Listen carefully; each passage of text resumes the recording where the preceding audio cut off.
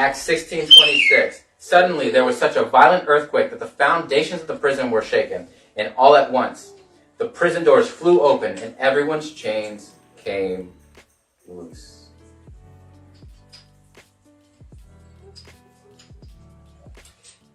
Sometimes God crushes you before he crowns you.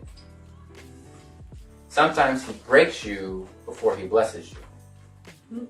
They were not praising for deliverance. Paul was also talking about all about being in Christ's suffering. So they weren't saying, okay, listen, I know if we sing this hymn, if we get to the third stanza, an earthquake's going to hit, because that's what happens all the time. No. They're just worshiping. Out of devotion, because what came out of them was the basic, love God and love others. Just the basic general. They knew that why the man in Macedonia, they see the woman's Bible study, they see the Lydia, they see all these things. All these things they see. And then they just have to keep going and be okay with the reroute because of the general principle of what you're called to do, to love God and love others, and be his mouthpiece, whatever that looks like, even if it doesn't look like a man in Macedonia. And so they were praising out of devotion to God. And he says, I'm sure he's thinking, he says, I know I'm annoyed, but I got to look through this through the lens of my divine assignment.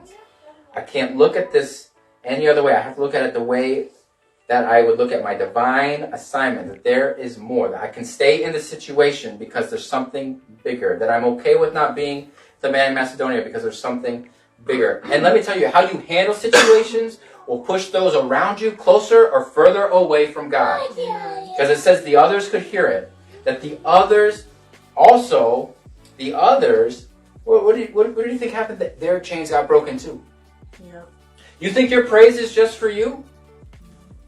Your praise is not just for you. When they praised, the praise had the power to break free everyone in that jail. The praise invited God and swung the doors open, not just for them, but for everybody. And so when you praise, know that your praise has the power to affect somebody else. Maybe your child is not in this room. Maybe your coworker. Maybe your neighbor. Maybe your friend. To break generations. Your praise is powerful. Now after closed door, after annoyance, after letdowns, most normal people, now right, we've got it, boom, we praise, we're just being obedient, the door is open. I would have just ran out.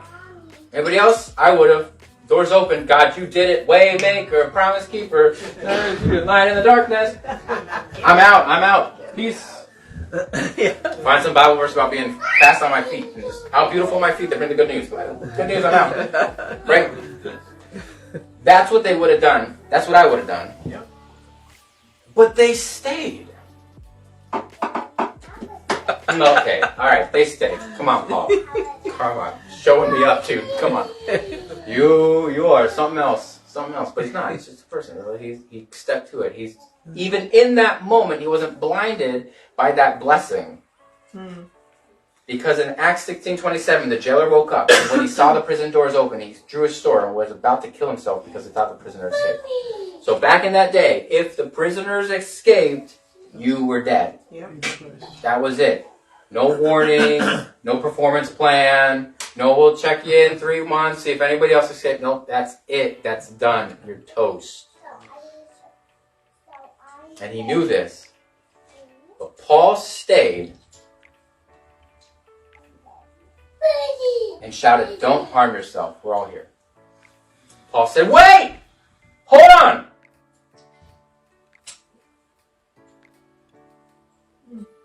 Don't kill yourself. Don't do it. Because I think, if you look at the people he ministered to, you've got a women's Bible study. You've got Lydia, who's a businesswoman. And you've got the slave girl. And all those were women.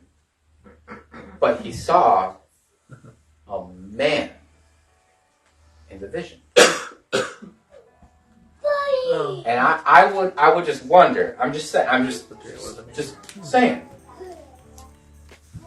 I wonder if Paul's thinking, I came here for a man in Macedonia, And that jailer is a whole lot like the guy in the vision. Mm-hmm. I wonder if he said, I came here for such a time as this, such a person as you. Do not kill yourself. God has something for you. Mm-hmm. And as we look, we see that the jailer rushes in trembling and says one of the best things anybody can say. Sirs, what must I do to be saved? Amen.